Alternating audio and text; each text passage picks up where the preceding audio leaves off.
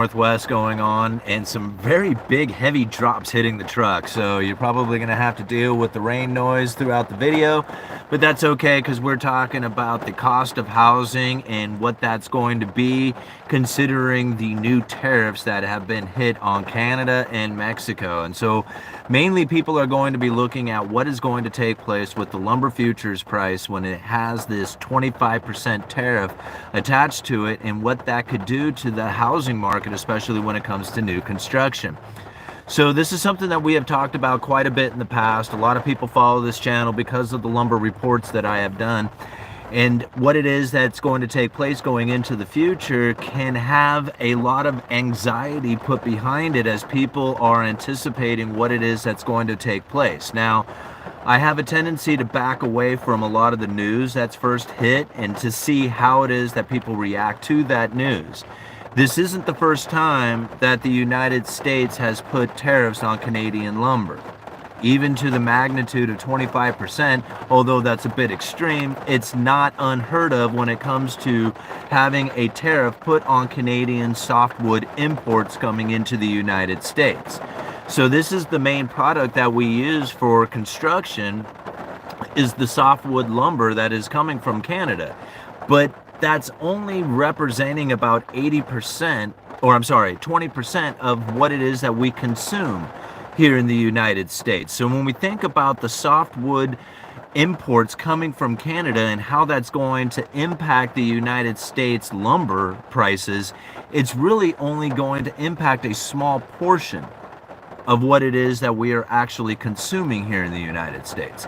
Yes, it's a major import, a major export coming from Canada to the United States. We do purchase a lot coming from Canada, but the overall amount of it doesn't necessarily going to reflect the entire lumber market here in the United States, as the United States produces pretty much all the lumber it really needs.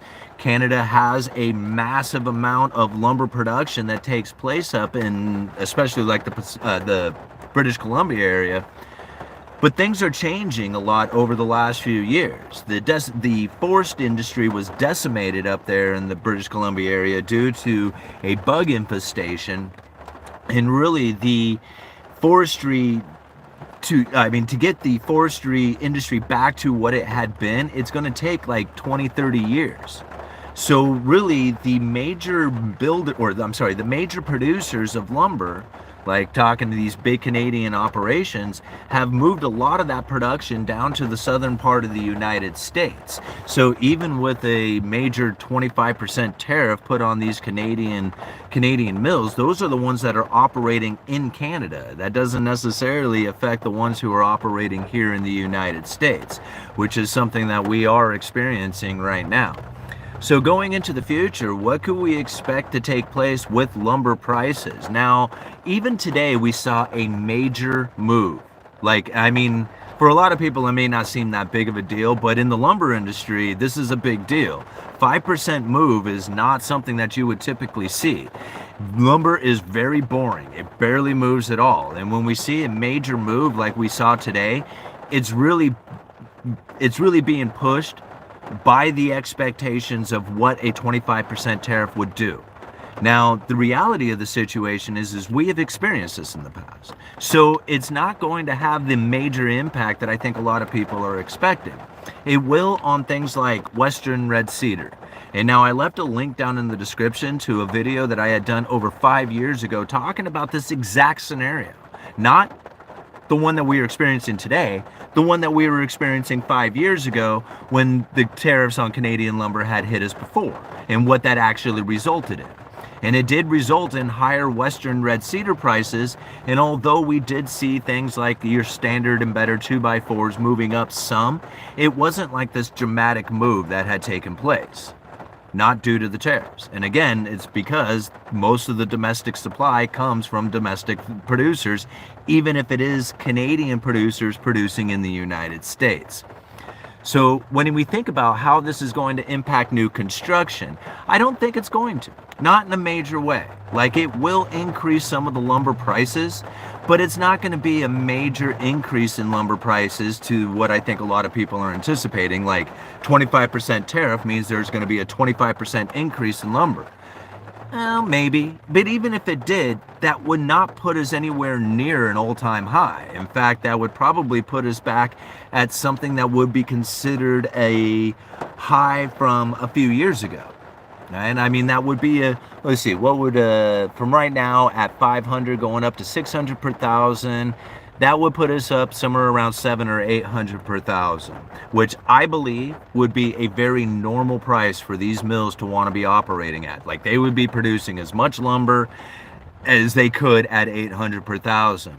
Down at 550, 600 per thousand, lots of mill curtailments, lots of inventory depletions, a lot of holdback on what it is that they are going to produce, and only produce that what is selling. 2x4s, 2x6, stud length, random length. These are the things that the mills are producing. 2x8, 2x10, 2x12, longer lengths, 20 footers, 24 foot. These things are very difficult to not only keep in major supply because the demand for it is low, but then when you go to look for it, the prices of it could be all over the place. This is a warning sign. This is a warning sign of the inventory levels of lumber. Even though it's fairly cheap, right? It's not like, I mean, I can't call it cheap, right?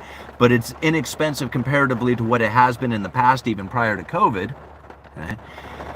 Considering that these prices are somewhat low, if there was any kind of pop to home builder demand, there's not enough filled in inventory to meet that any kind of increase in demand that is significant. I couldn't tell you what that increase in demand should be or could be or what it would be in order to drive the prices higher.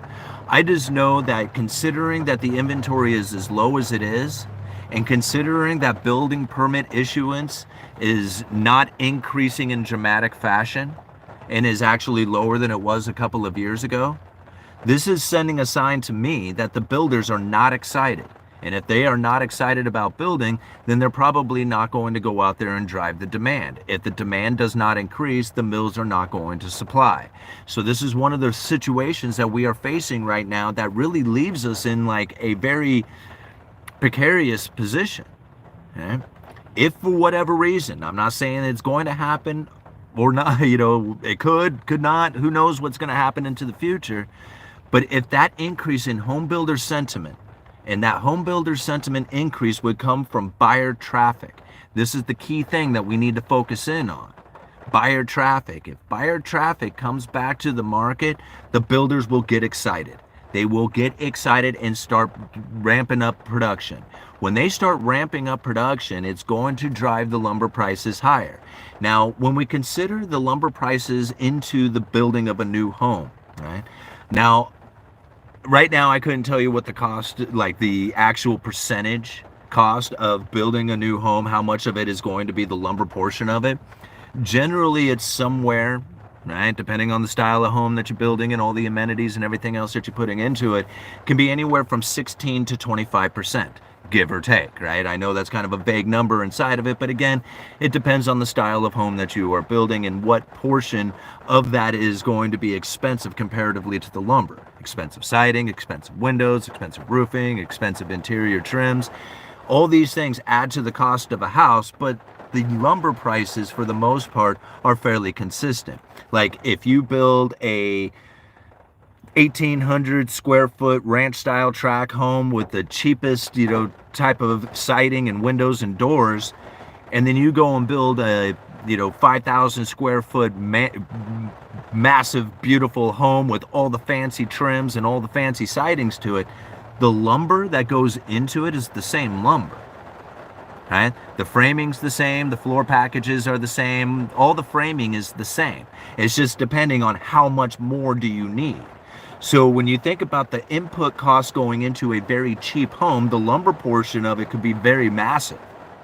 But when you're talking about a really expensive home with all these fancy doors and windows and sidings and all the other stuff going into it, the lumber portion, although will be a big portion of it, is going to be a lot smaller on the percentage of the overall cost than a cheaper home would be. Does that kind of make sense? So again, it depends on what style of home is being built to understand how much of an increase in the cost of building that new home will be after the lumber prices have moved up. All right, very vague kind of thing, I know, but I think you guys get it. If you don't, maybe go back and rewatch the video. Maybe I'll have to understand what I just said. Anyhow, so right now, right, what do we see taking place? The rumor. It was the rumor itself that drove the lumber futures higher today, because nothing has happened, right? The lumber future, the tariffs on lumber take place tomorrow on Saturday. That's when it goes into law. And then after that, all the new sales or whatever, I'm not sure exactly how, they determine that, when that exactly takes place, as far as when the imports of Canadian lumber come into the United States, which portions of those are going to be hit with the tariffs. Obviously, there's some stuff that's on its way in right now that it's going to make it in. But after that, we are going to see this increase in lumber future prices due to the tariffs that are coming from it. But how much of it is actually going to happen, I'm going to assume is going to be fairly insignificant. Right now, we see a lot of rumor, a lot of speculation, a lot of, anticipations or whatever. And that does have a major reflection within the lumber futures. But then when it comes down to the actual economy operating, how much that's actually going to drive the lumber future prices up, I don't think it's going to be very impactful, right? Only because nobody really noticed it happening 5 years ago. I was all lit up about it and talking about it. And we did see Western red cedar move up pretty dramatically during that time, because really Western red cedar is a major Canadian import coming into the United States, far more than the, say, Doug fir products that are coming in for framing materials. So Western red cedar is probably going to move up fairly dramatically and quickly due to those 25% tariffs that are going to be hit to them. All right, let's talk let's look at some of these comments here. Thank you everybody for joining in. Gee whiz, I'm having a hard time talking. Joining in today, we got 271 people watching with 47 likes. Be sure and hit that like button when you come into the live stream. All right, Western red cedar is badass. Absolutely. It's probably one of the better products that you can use for exterior trim, exterior wood products in general, like decks, fences, the gazebos, trim, anything outside, especially in the Pacific Northwest. If you're using anything outside of Western red cedar, you're going to have issues. You're just going to have issues. You got to keep up on the maintenance of it, the painting, the sealing of those trims, all that other stuff. If you do not do that, it will rot. I guarantee it. Right? Western red cedar is by far the best product that you can use outside in the Pacific Northwest. Western red cedar is not cheap, in my opinion. It's not cheap. No, the tariffs are not delayed. They go into effect tomorrow. If like oak for firewood. I'm not a hater though. All right, Canada exports more gold and machinery and oil than it does lumber. Yeah, I'm sure it does. I'm not focused in on that stuff. I'm focused in on lumber because lumber is the industry that I know, right? And understanding the lumber industry as well as I do, alongside the macroeconomics that I believe that I have a pretty good understanding of, and the monetary policy coming from the Federal Reserve, has given me the ability to really predict lumber in a way that most people had no clue about. It's amazing that even some of the people that should have better insight into the lumber industry could not see it as well as I could. And it's not because I'm some super genius or anything like that. It's literally because of the position that I was standing in. That's it. Right? I was working retail at the time, so I had a clear insight in real time of what was taking place. Now, I can tell you that some of my vendors probably had the information slightly ahead of me, but they didn't have YouTube videos and channels to go and communicate that information out there to the public with. So although the vendors might have had a little bit of a better understanding, because of my understanding of the retail position that I am in and the communication that I had with vendors and mills and loggers and truck drivers and other retail outfits and hubs, and I mean there was like no corner of the market that I couldn't see. It gave me a very clear understanding and view of what it was that was taking place within the lumber industry. So when lumber was at 1,700 per thousand and nobody had any idea of what was taking place, and they just assumed that it was the money printer that was causing the prices to go up, I was one of the lone voices of reason saying, nah, don't listen to that. Lumber prices will go back down to normal before the inflationary scenario is over, right? So here we are, we have inflationary scenario that seems to be very persistent within the economy, but yet this devaluing dollar does not exist within the lumber industry. Just simply does not exist within lumber. All the value of a 2018, 2017 dollar is still as valuable in lumber today as it was back then, right? Very, very difficult for a lot of people to understand why that is happening. Now, being in the lumber industry at the time, I could say it was a supply chain breakdown that was causing these prices to go up. Inelastic demand due to a contract to build a home that's inelastic demand, meaning they cannot postpone that purchase. They have to purchase it. They are under contract. If they cannot find it, they will pay any price. Inelastic demand is what drove the lumber prices as high as they did, because there was unavailable demand or unavailable supply. It was not available out there. And with you have supply demand imbalances of such magnitudes, it was obvious. It was so obvious to me that once the lumber price or once the lumber supply came back, the prices would fall. And that's exactly what we saw happening. So again, like I look at it right now and people keep asking me, I was like, what's going to happen? What's going to happen in the future? And I keep saying it. If the buyer sentiment turns positive, the builder's sentiment on buyer traffic. I got to make sure I say that right. The builder's sentiment on buyer traffic. If that turns positive, it's on. And I couldn't tell you to where it's going to go, because it's going to ramp up production. All of a sudden, you're going to find that there is going to be permit issuance going out like crazy. And once the contract is signed, inelastic demand kicks in. All right? The mills can only produce at a certain pace. They can only go so fast. Even if they wanted to produce more, they are limited to the amount of space that they have available within the kilns. See, this is something that I don't think a lot of people think about, is that there's two different types of lumber out there: green lumber and kiln-dried lumber. And green lumber, although is very popular for using in new construction, in our area, kiln-dried lumber is by far the most popular. And so when you have a kiln-dried lumber, you have a situation in which that there is a building that lumber has to go into. Then they heat that building up. They get all the water, it evaporates all the water out of the wood, sucks all the water out, and then they can move it out there into the distribution network. But until that happens, there is only so much space and it takes so much time. That is a bottlenecking. You can run the mills as much as you want, but you only have so much space in them kilns. So this is really where I think a lot of people misunderstand that they can just ramp up production, but they can only ramp it up to so much. And that's it. That's as much as they can do. Now what, right? The demand keeps going up, supply is going to be limited, and the prices are going to be high. It's the only way to look at it. If you look at it any other fashion, you are going to miss that, right? All these other things are reasonable. It's all symptoms of the problem, and it's very reasonable to look at, but that's not going to be the excuse, right? It's exactly the way that I am describing it. This is how I've seen it before. This is how I was able to pull it off, in the past. And this is what I believe is going to be taking place in the future. So now when people think, okay, it's going to be costing this much to build a house, but all of a sudden people start ramping up production of homes and there's an unavailable supply, you're going to start seeing the cost of the building going up. Same thing with labor. If you have issues with labor now, can you imagine if you start ramping up production? Inelastic demand has labor costs now moving up, right? Again, inelastic demand, if you sign a contract, you have to find somebody to build that house. And if you're a contractor who has promised to build somebody a house and you can't find the people to build it, you're going to be paying a high price for that labor. For that skilled labor, it doesn't come cheap. And if you're exporting all the labor, now what are you going to do?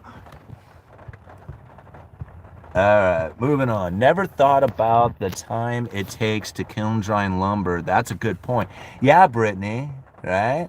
Hey, Brittany, what's happening? This is our famous Brittany. Yeah, you know, I mean, and then once you kind of incorporate that idea into it, all of a sudden it starts limiting how much availability that you can get out there. If demand starts increasing in a significant way, and they cannot get those, you know, the lumber through the kilns fast enough, that's what's going to end up happening. It's going to start driving the prices up. This is called stagflation. Hey, Brittany, right on, all nighter. All right, the tariffs effect will take anywhere from 1.5 to 3 years to materialize. That's coming from BOC research paper. See, that's the thing that I thought as well. Like, you know, how long does it really take? Because, you know, you have to, I mean, I don't know, right, how this exactly works. But to me, like, my mind thinks, okay, tariff means that anything that's on one side of the border is going to have an extra cost on it. If it's on the other side of the border, then it doesn't. But I'm sure that it doesn't work that way. It's probably attached to contracts at a certain time from the purchasing date, right? So, like, after a particular date, this is going to have these, you know, particular tariffs attached to it, or a certain percentage. And then even on that, who's to say where the workaround is? Each province, like before, when they hit the tariffs on Canadian lumber, each region had a different percentage attached to it. It wasn't across the board exactly the same. Now, they could do across the board exactly the same, but I'm assuming that really the tariffs are, in the past, were due to the idea that they didn't want the cheap lumber dumped into the United States. So the particular areas that had the cheap lumber being dumped into the United States were hit with the higher tariffs. Does that kind of make sense? Anyway. Let me move it up here. Hey, got dishes in the house. Right on, Mama. Thanks for being here. He wants to incentivize producing products in the United States rather than China. Yeah, but that doesn't, I mean, you can incentivize it all you want, but what's the reality of the situation? It's cheaper to build it in a foreign nation. See, this is the Cantillon effect. You can't stop it, right? You can do things that, you know, give it an illusion that, hey, we're trying to do something about it, but it's going to take ever increasing amounts of tariffs and subsidies and incentives in order to keep those manufacturers here in the United States, because it's so much cheaper to produce it somewhere else, right? I mean, that's it. Cantillon effect is, once you understand it, once you see it, then there's no way that you can look at it any other way. Yeah, it's a good deal that Donald Trump wants to bring manufacturing back to the United States. I'm all for it. Let's do it. But it's not going to work, because the underlying economic force is going to have ever increasing amounts of tariff subsidies or some sort of incentive to keep that manufacturer here in the United States, because there's some dude who's sleeping on the ground out there who is going to do it for build the same product that you're building, but he doesn't have to live in a house. You do. And that's the difference inside of it. And I mean, it sounds great, but the reality of the situation is much different. All right, I could have done it no matter who is in power. It's going to happen. What are you talking about, Neil? All right, no one speaks from knowledge of historical contracts ending. Do you think that the tariffs will take effect, or all bluff? No, I believe it'll take effect. Just to what magnitude? Like, I think that the tariffs will be delivered. But is it going to be 25% on all of it? Or is it going to be, like, say, 25% on some products and then maybe 6% on another? Right? Up to 25% tariffs? I mean, this isn't something that we can speculate on until we actually see what it is. Like, we can go with the what ifs all day long. But I think even if I took it to the extreme of a 25% tariff on lumber, I still think my understanding and the way that I am viewing it is still very accurate, in that it's probably not going to have a major impact on the prices, due to the fact that we produce most of it here in the United States anyway. All right? Western red cedar, different story, right? Doug fir framing lumber, yeah, I think that's going to have very little impact due to the tariffs. Then why has housing skyrocketed? All right. We should have, again, supply and demand. There's more people demanding a house than there is available supply. That's going to drive the prices higher. And we can come up with all kinds of reasons and excuses and blame to throw around to that reason, but that's what it is. There's only so many houses, and there's all these people who want to have one.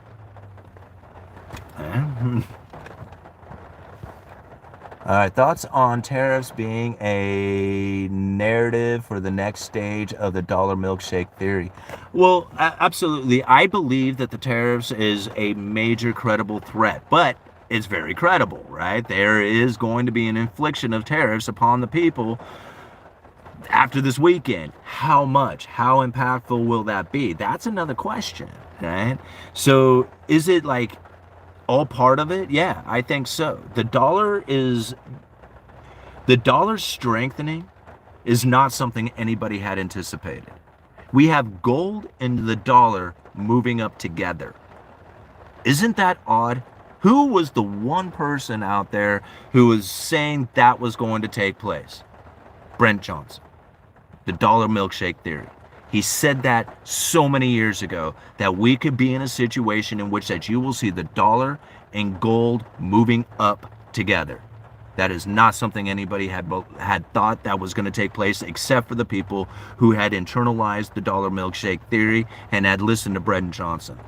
He got that. He is getting that right. He is one of the few people out there that predicted and called this out so accurately from years ago. Right? Him and Jeff Snyder. I think the two of them are probably the most accurate in what it is that they are delivering as far as their messages. I believe that they are, I mean, I haven't listened to them lately, like in the last couple of weeks and months, but going off of the times that I've had conversations with them and the presentations that they had done at the Rebel Capitalist event, it is, in my opinion, they have been so consistent and very accurate in their delivery of their message. I definitely encourage everybody to follow those two. Jeff Snyder and Brent Johnson. Amazing guys. And both of them are like 6'6". They like, I stand next to them, I feel like a little tiny kid. Alright. I can lead you to Santa Teresa, Italy, and Old Town has perfected, not burning down. Okay. Just went and got my annual fleecing over the courthouse. Ooh. There's HOA, boo. Okay. Dollar, gold, and U.S. equities up at the same time is the milkshake cliff note. Yep, exactly. Yeah. It's one of the reasons, you know, it was after the dollar milkshake theory that really solidified my belief and understanding about how to look at the dollar as the world reserve currency in a way that I think a lot of people misunderstand. Like, I have been a strong dollar theorist for a long time, and the dollar milkshake theory just solidifies that understanding, that belief. And to actually see it happening right now, very much against what it is that people had anticipated. Like, they didn't know, they had no clue it was going to go down like this. They were like, man, no, dollar failure, straight to zero, never be able to, you know, never be worth anything ever again. But then here it is, we have the dollar at what, 108 on the dollar index, 107 or something like that. Everybody thought it was going to be, you know, everybody thought it was going to go to zero. And here it is, higher than they had ever possibly imagined, considering what was taking place just a couple of years ago. And I believe that it's going to go higher. I think that as long as the Federal Reserve is continuing their operations of quantitative tightening with the expectation of having inflation moderately above 2% for some time, I think that the dollar is going to continue to strengthen going into the future. And, you know, very much against what people would believe right now. There's so many people out there who believe that the dollar is failing right now, not understanding that the dollar index is moving up. Quite opposite of that belief. You know? Right on, 400 people watching. Thank you so much for joining in on today's live stream. With 400 people watching, let's go hit that like button. I got 95 likes going right now. I'd love to see it up at 200 likes before we end the live stream. We have maybe another 10 minutes or so. So let's go hit that like button, everybody. All right, more money, more money, more money. Yeah. It will go as high as people are willing to spend on bonds, foreign and domestic buyers. Market is down on reaction to tariffs. The market is down, but the lumber futures price went way up, right? Sugar tariffs were an important part of the annexation of Hawaii. Where else are you putting your money? Rubles, yuan, yen, euro, Swiss, the best of the bad alternatives. Well, I don't move into currencies like that. If I'm going to move into a currency, it's going to be cryptocurrency or gold, right? I don't move into another sovereign nation's currency. That's like, I mean, I guess, there's probably a good move that you can make, especially as, one of them is strengthening up their currency or weakening it. You could find, places that you can position or short or whatever and do well on those currency trades. But me personally, if I'm going to get into a currency, it's either going to be cryptocurrency or it's going to be gold or cash. That's it, right? Those are the three currencies that I play with. Fed chairman said banks can now serve crypto customers. Wife and I have been preparing for a renovation this year. Perhaps we should rethink. I wouldn't rethink it. What I would do is go along with it, with your renovation, because you were already planning it. Just be aware that there is going to be some issues coming into the future. Now, these tariffs on Canadian lumber, right? It's not going to impact the framing lumber in a major way, right? It will, I believe, impact the Western red cedar. If Western red cedar is part of your renovation, then I would go get that right now. Like, I wouldn't hesitate. In fact, I wouldn't hesitate on getting the framing lumber, the cedar, the plywood. I would get those three things, if those are part of your renovation, I would go get those right away. Doors, windows, siding, stuff like that, that's mostly a domestic supply. It's not going to have any kind of impact from tariffs. Right? That will move up on increased demand. But then that increased demand is going to come from builders who are ramping up production, and you will be able to witness this taking place well ahead of time if you are following the builder's sentiment when it comes to buyer traffic. Right? I'm laying it all out right here for you guys. Like, this is exactly what you need to look at in order to be in the best position for lumber purchasing. If you are wanting to postpone your lumber purchase because you don't need it right now, but you may need it in the future, and you're worried about prices, follow the home builder sentiment and buyer traffic. If that increases, it's going to happen. It's going to be shortly after that you're going to find lumber prices moving up in a dramatic way. But that ain't taking place right now. These tariffs, credible threat, very threatening to the Western red cedar. To the domestic supply of framing lumber, not so concerned. All right, exactly, Walrus. My diet needs to be more independent. Are 4x6 pressure treated considered framing lumber? No, framing lumber is raw. It has no treatment, no chemicals, none of that stuff. Now, a pressure treated board may get used inside of the framing process, so therefore it would be considered part of the framing package. But for the most part, treated lumber is not considered like the framing lumber, although it is framing lumber, right?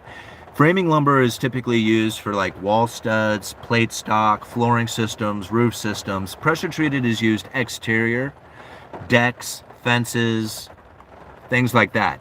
There is a particular piece of pressure treated inside of the construction of a new home that sits right on top of the concrete stem wall.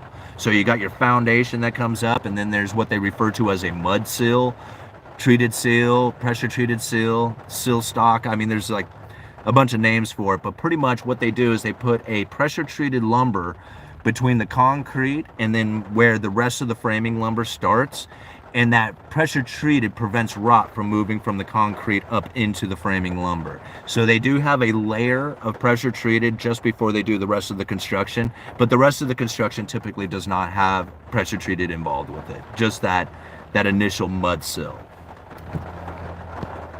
All right, don't look at dollar in isolation. Imagine you are a Turkish Russian owning dollars. If you can, is nirvana. No, I agree. I think there's a lot of money to be moved or made inside of Forex trading, like going from one currency to another. I personally don't really trust the dollar to begin with, so I'm not going to really trust that of a foreign nation. Although there is there's a way of making money inside of that. Totally agree. I'm just not. I have a hard time just even being in dollars. I'm not going to go and move it into something that isn't a dollar, right? All right. You see it garages sometimes because walls are left unfinished where it comes in. Yeah, absolutely. Good point. A guy that knows a little.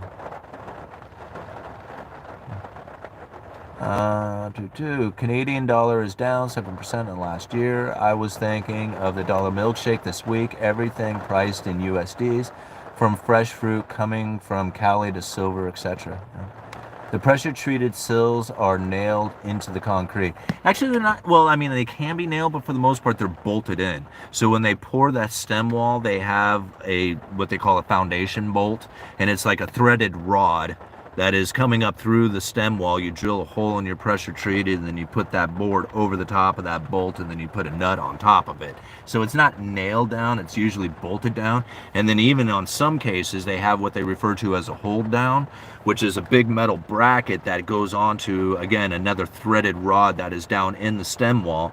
This bracket is bolted to it, and then that bracket is nailed to a stud or a post, and then that stud and post has plywood that's nailed to it on what they call a shear wall, and this like is creating like the hurricane strength, the seismic strength, the wind load strength, and all this other stuff. But it's really like this big metal bracket that is bolted to the foundation, and then that bracket is nailed to the wall, and then that whole wall is like tied together.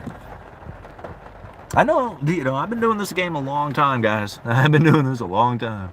All right, got a buddy who has a tree in Florida, one side grapefruit, the other limes. Blew my mind. Yeah, isn't that cool? I had a buddy who had an apple tree with a branch that had pears. That had pears that would come off of it. It was really cool. Or it was a pear tree that had an apple branch. I can't remember. It was one way or the other. Typical case of the emperor has no clothes. Fort Knox is empty.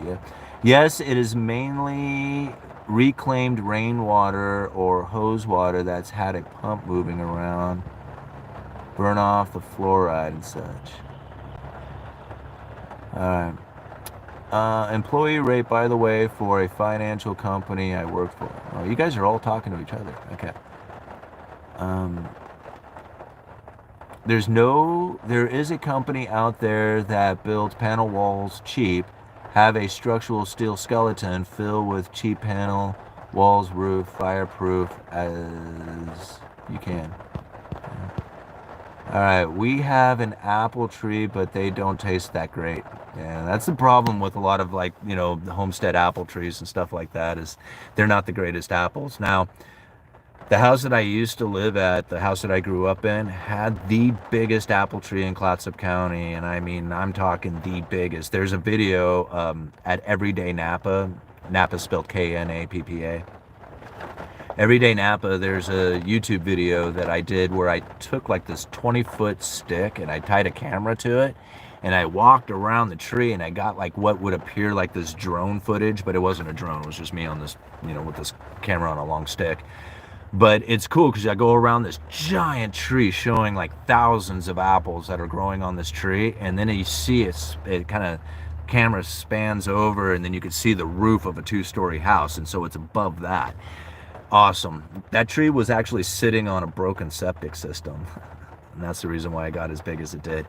But yeah, it produced, I don't know, 5, 6, 7,000 apples a year. It was unreal.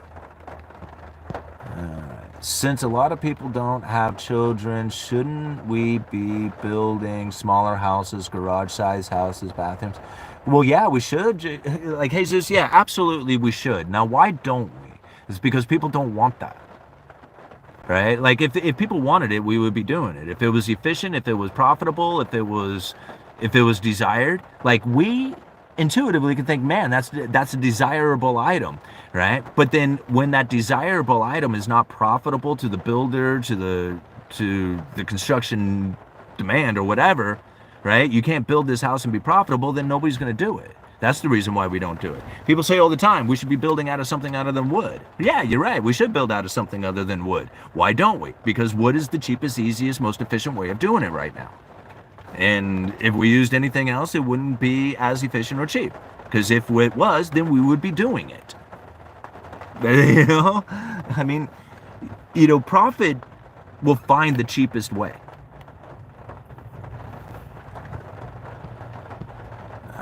All right. People want to buy a big house so they can start a family.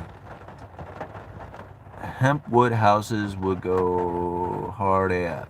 People who are paying outrageous rents would want a small house. I understand people want,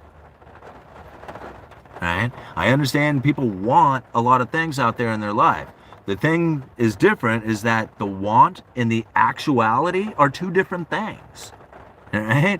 I want a cheap house that's efficient and available for everybody who ever wanted one. Hey, that's a great story to tell. How do you do that?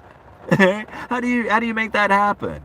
You can't, because it's not profitable. If it was profitable, we would do it. And then people say, oh, well, it shouldn't be for profit. We should just do it for the good of humanity. Well, how do you sustain something like that? You can't, right? It has to be profitable or else nobody would do it. That's the whole point. The idea that, people say, oh, well, down with capitalism, it was just like, you can't go down with capitalism. You can't just say, oh, man, we should just do it. It doesn't work like that. You can't just make somebody go be productive.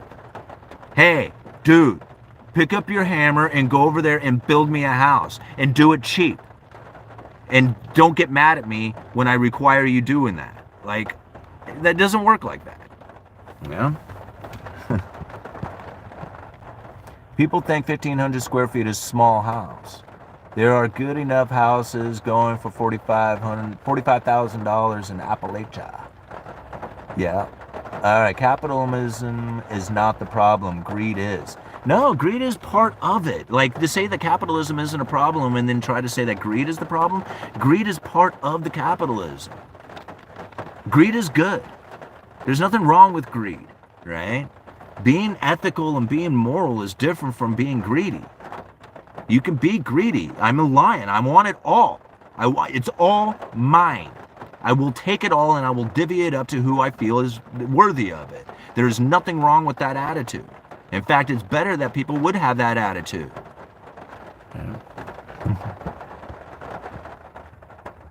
How much to build your own 1,500 square foot home? Again, it really depends. Okay? It depends on your location. It depends on the permitting process. It depends on what style of home you're going to do. Are you going to do fiber cement siding, double wall construction? Are you going to do single wall with like LP, 8-inch on center or something like that? It's like there's so many different, scenarios that could come down to it. It's expensive. It's expensive to build. If you can do it yourself, like if you could put the effort out there and do all the work yourself, it's not that bad, right? I mean, it's expensive, but it's like you can save a hell of a lot doing it that way. Competition creates innovation. That's right. If we all weren't a little greedy, we would still be working the same lame job as we had as teenagers. I totally agree. I totally agree with that. Right? I mean, I don't see anything wrong with going for it. Going for as much as you want. People say, man, he's got way more than he deserves. Yeah, you know how hard it was probably to get that?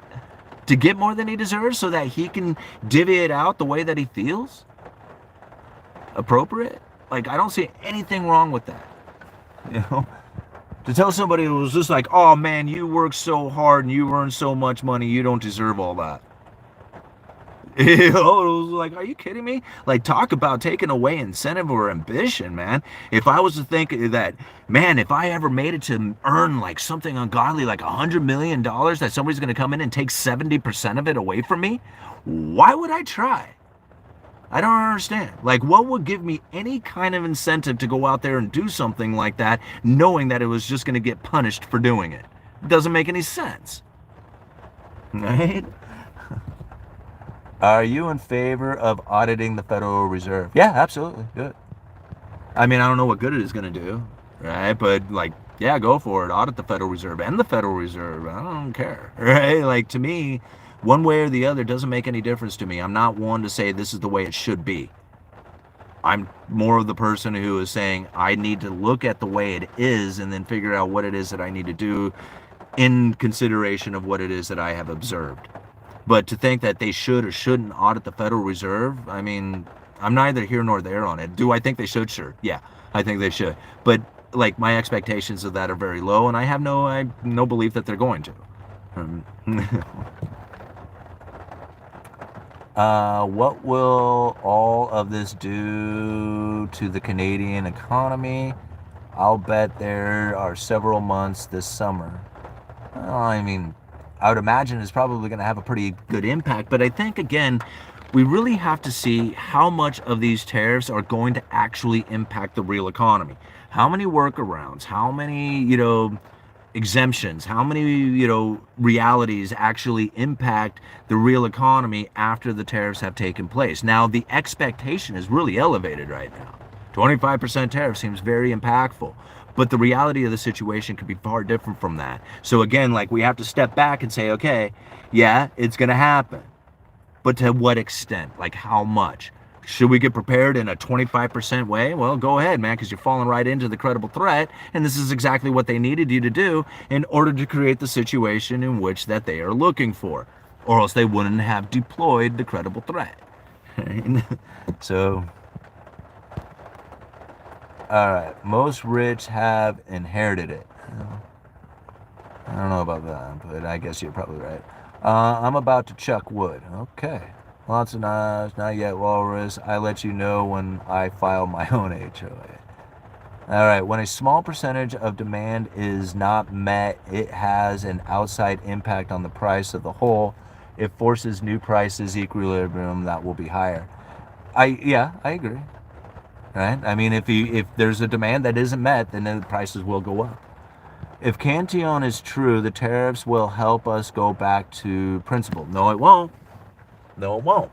You can't, because the problem is that the Cantillon effect is saying that our standard of living has been elevated.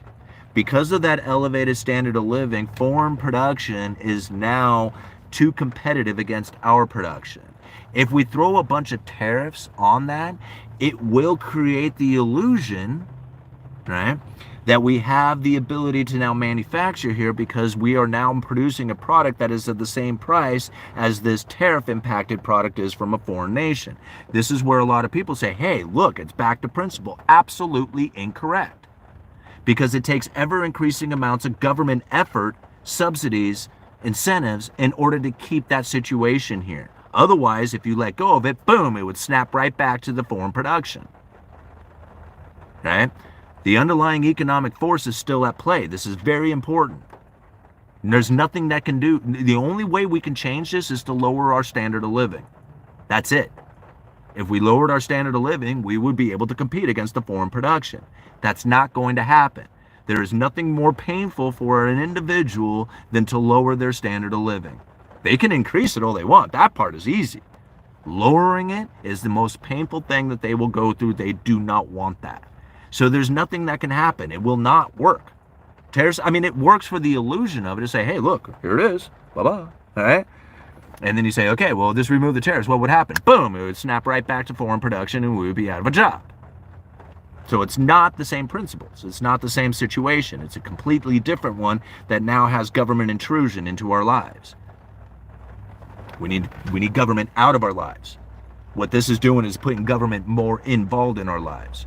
If you have a job in which that you are manufacturing, and the only reason why you're manufacturing is because there's constant tariffs and incentives taking place to keep your manufacturing job here in the United States, how precarious of a position are you in?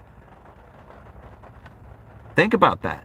You are now reliant on the government action continuing to keep that economic force in play, knowing that the underlying one would snap your job right out from underneath you right away. Think about that. Yeah.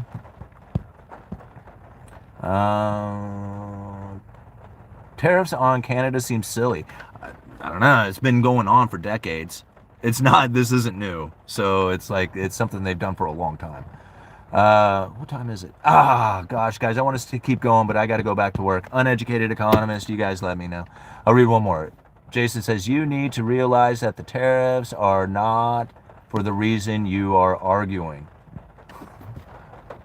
Okay. Adios. Uneducated Economist, you guys let me know.